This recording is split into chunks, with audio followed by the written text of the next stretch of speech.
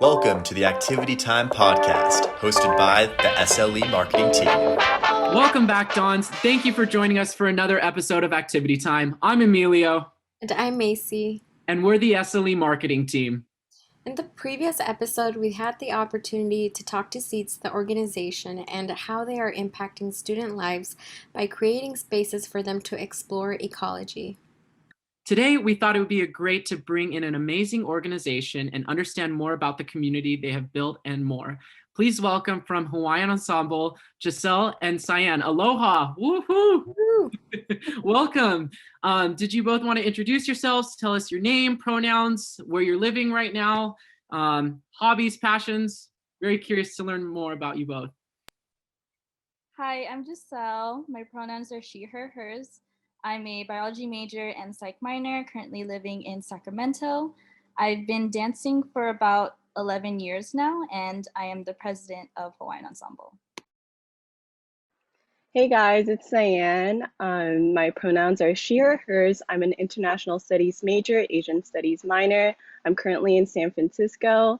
I've been dancing for, I think, 7 years now, and I'm the choreographer for Hawaiian Ensemble. Wow, that is so nice. Thank you so much, both of you, for taking the time to come and join us. And that is really cool. I honestly didn't know your positions, but it's kind of cool to know more about it. And hopefully we can talk a little bit more about that. I guess for our first question would be, what is Hawaiian Ensemble and what is the role it plays at USF and for students? Yeah, so we are a campus organization dedicated to promoting Hawaiian cultural traditions through Na mele, which is song, hula, and Oritihiti, which is dance, and Olelo Hawaii, which is language. And Hawaiian Ensemble was formed a little over a decade ago as a way of spreading awareness of Hawaiian culture to Hawaiians and non-Hawaiians alike, thereby preserving the culture and stories that we are so proud of. We support a welcoming atmosphere where dancers and non-dancers can share knowledge of Hawaiian culture and educate others about hula. Macy and Emilio, when I say palm trees, vacation resorts, and coconut bras, what location do you think of? Hawaii. Yes, and it's almost automatic to make that connection, right? But our goal is to share a history that is deeper and richer than what has been commercialized. So we want to bring the aloha spirit and the diverse culture of the Hawaiian Islands to the USF and Bay Area community. Cyan, am I missing anything? No, that was perfect, Giselle. So I guess now that since we're all upperclassmen, something I think our listeners would very be curious to know about is, how did you both find yourselves being involved with Hawaiian Ensemble, and where did the journey begin? So I'm actually one of the members of Ensemble who danced before college in a hula halau, which is essentially a hula academy / lineage that is taught by a kumu, who is your leader. And dancing in halau is definitely different. Like, we could not even step onto the dance floor before first chanting an entrance chant. And if you were late, for instance, to a class, you had to do the chant by yourself. So it can get pretty intense, but these traditions became a part of me, and hula is the language of the heart. And I knew that I didn't want that journey to end when I went to college. So freshman year involvement fair, I, like many dancers in the same boat, beelined to Hawaiian Ensemble and Hui o Hawaii, and I went to first gen meeting and everything unfolded from there.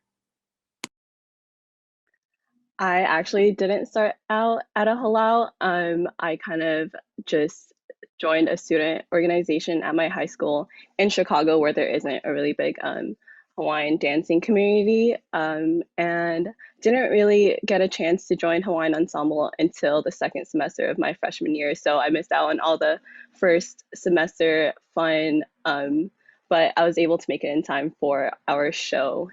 Yeah. That is so nice to hear that you all started off, pretty early, and I'm really glad that you have found some community within each other for sure. And that kind of leads me to my next question. I would love to know more about how Hawaiian Ensemble has impacted your life, and what are some of the fondest memories that you have with the community? Excuse me if it sounds like cliche, but it really is a family, a home away from home for many of our students.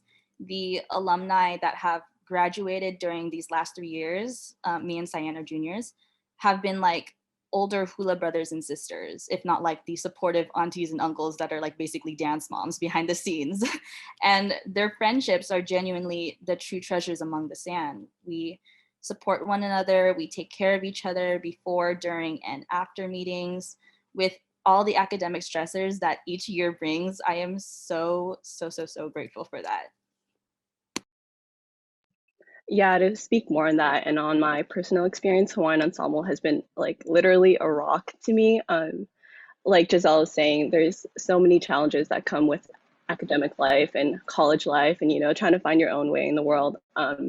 And I used to live so far from campus that like I would not be able to like bring myself to go to class because, it's so hard to make that travel. But knowing I had practice at the end of the day was what really brought me to like to get up and go to campus.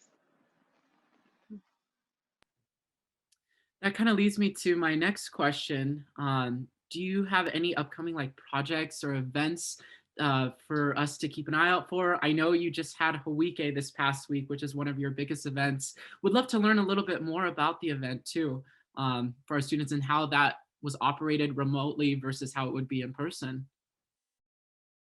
Yeah, so Hawike literally means to show, and halaus and dance groups will have Hawikes to showcase what they have been working on for months in advance. So Hawaiian Ensemble has one every single year, and each Hawike will have kahiko, awana, otea, and aparima, which are the different dance styles, as well as a theme. So this year, our theme is Kalahiki Ola, which means downing of a new day, because our dancers chose to donate to the Mental Health Fund this year, which has observed a spike in mental health risks since COVID-19.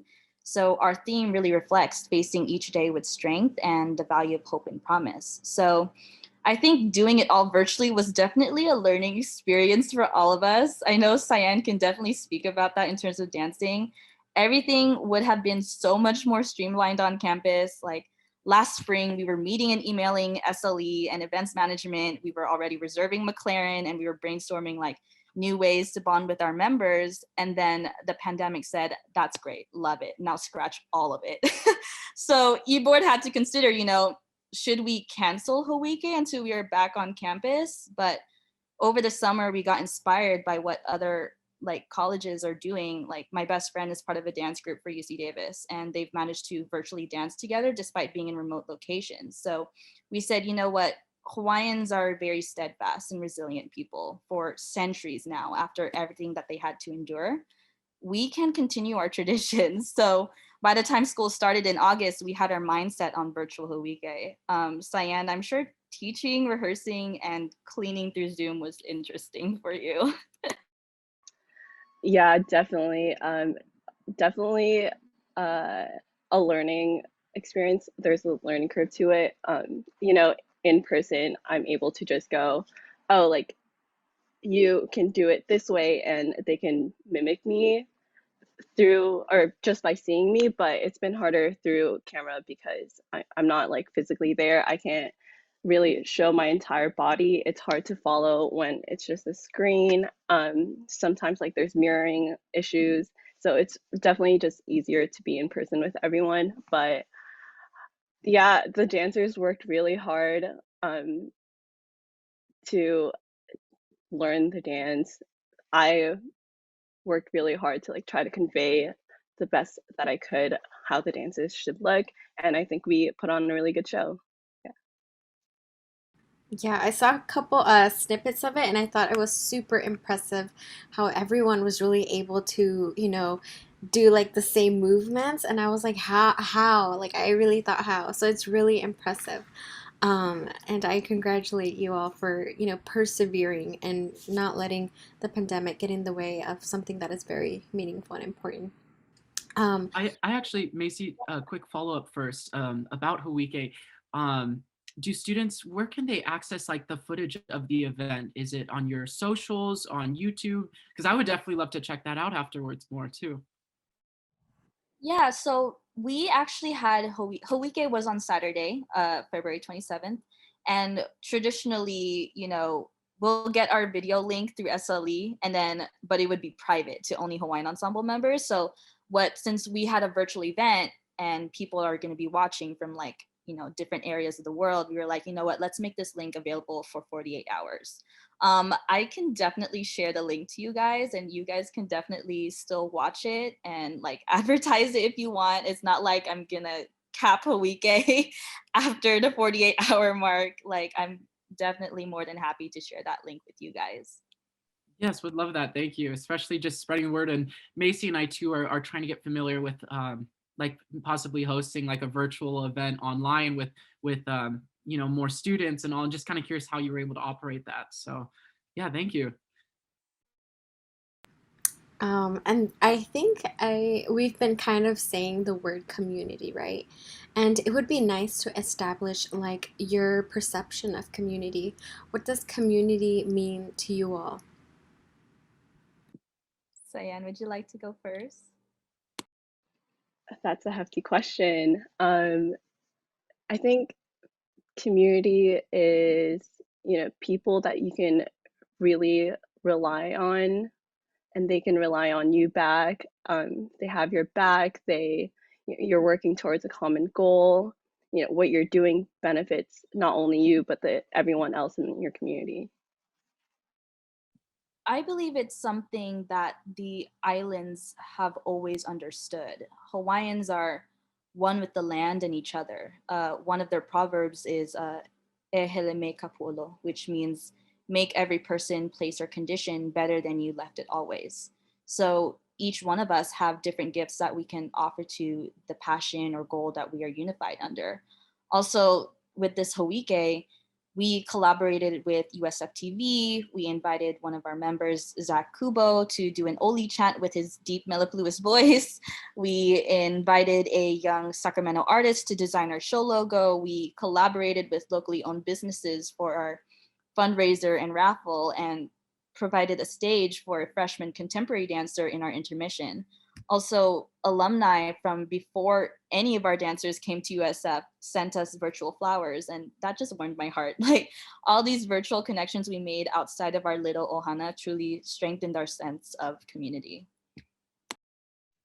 Kind of touching more on that, and I know Giselle, you were saying too about Hawaiian culture has always been very warming and have looked after each other, and just kind of curious, how has Hawaiian Ensemble been able to bond with their students throughout this past year? I mean, it's crazy. I mean, we've been working remotely now for practically about a year now. So just kind of curious how you've been able to make sure students' voices are heard, but also to build a sense of community in a way for new students. Yeah, so I am so amazed by the amount of connection that we managed to have, especially during a time where it's so easy to feel disconnected. Our dancers are coming from Hawaii, SoCal, NorCal, at one point Chicago, and we were able to get to know each other and bond through Zoom during general meetings and in between rehearsals.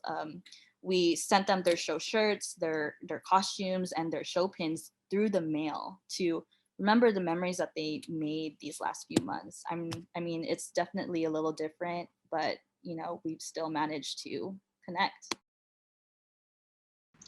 Yeah, I think much like it was in person, where practice and UC4 was a place to hang out with each other. The Zoom meeting room has definitely been that place to do it.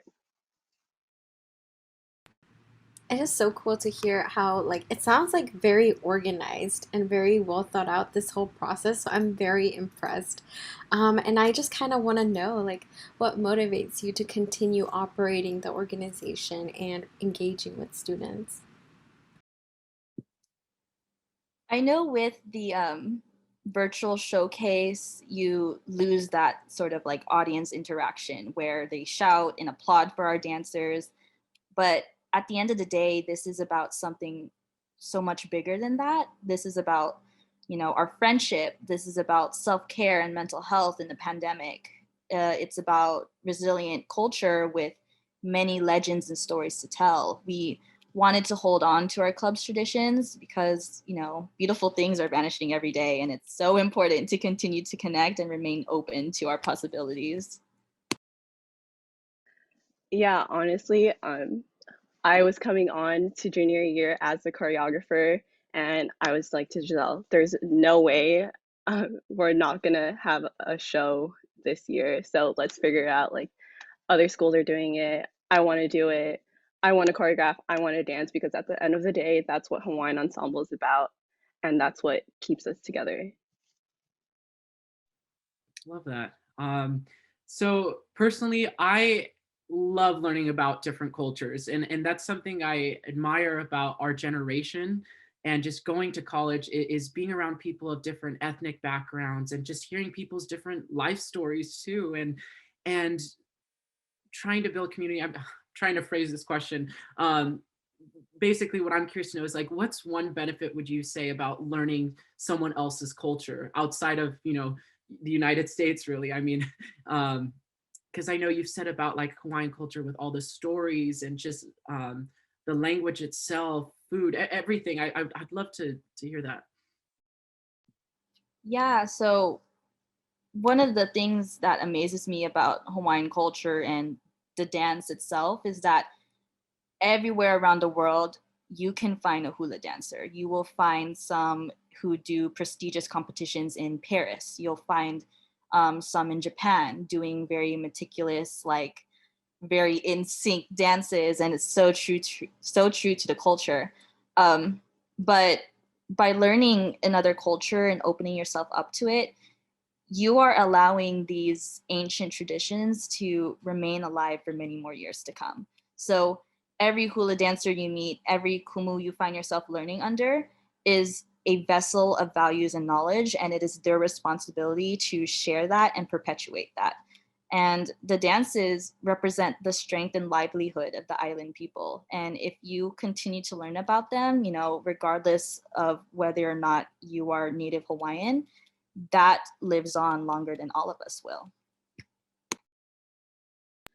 Yeah, I think that it also allows you to kind of reflect about your own culture, when you appreciate someone else's culture, and you're like, wow, that's so beautiful.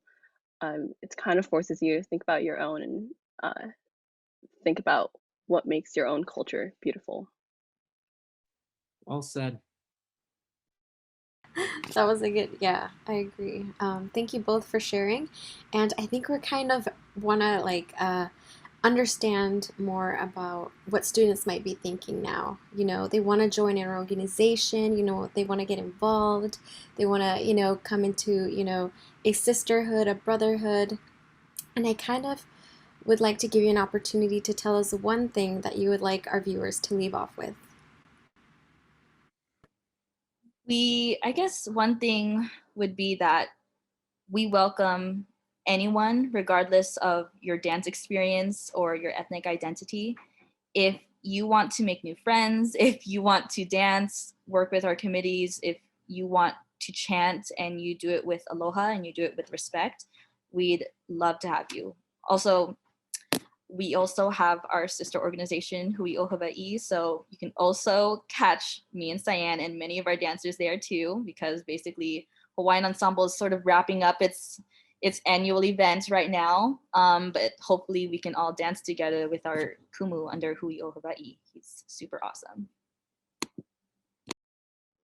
Yeah, as for what Hawaiian Ensemble is doing for the rest of the semester, this is kind of our time to hibernate before next season. We're hosting our annual elections this year, so new members, if you want a chance to kind of decide on your organization's future, now's the time to do it. And definitely with the prospects of campus opening up next year, I'd still encourage new members to join, because it's a lot of our members' final years. It's Giselle and I's senior year, and we're going to try to make it the best Hoike that we've ever been to. The last question I have to ask you all, because y'all got me in the total Hawaiian spirit now. I definitely want to have some Hawaiian food and all now. Do you all know of any good like Hawaiian restaurants or just places where people can get exposed to the culture with like in the Bay Area, especially for all the students that are up right now and just chilling in their apartments or dorm rooms? It's been a long time since I've been in the Bay Area. But they are there. They are there. Okay. I just can't think of them right now. No, you're good. I'm just trying to think. No offense to like Ono Hawaiian barbecue, but like I see those like everywhere, and I'm like trying to think of something more authentic, if that's what. Besides going a there. little bit more authentic. Totally.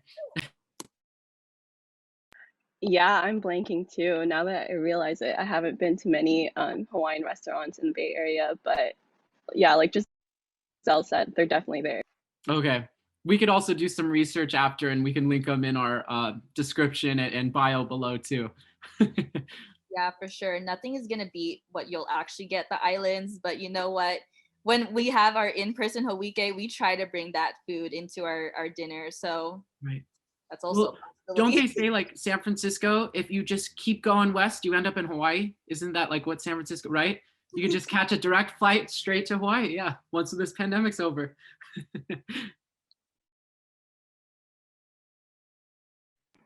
I think we'll go right into announcements. Yeah. For sure. Yeah. Thank you again. First announcement we have is the Campus Activities Board has been working really hard this semester to bring you the best show they can while we're all apart. Whether it's a Dan Levy on Wednesday or Joey Badass on Thursday, we hope to see you there at Donneroo 2021. The Silk Speaker Series hosts Serena Williams, tennis superstar, entrepreneur, activist, philanthropist, and venture capitalist. Zoom in this Wednesday, March 10th at 12 p.m. Pacific Standard Time for a conversation about Williams and the power sports has to change the world. Sign up today for Social Media Career Week, hosted by Career Services. This week is all about connecting students with employers hiring for social media roles and alums working in this field.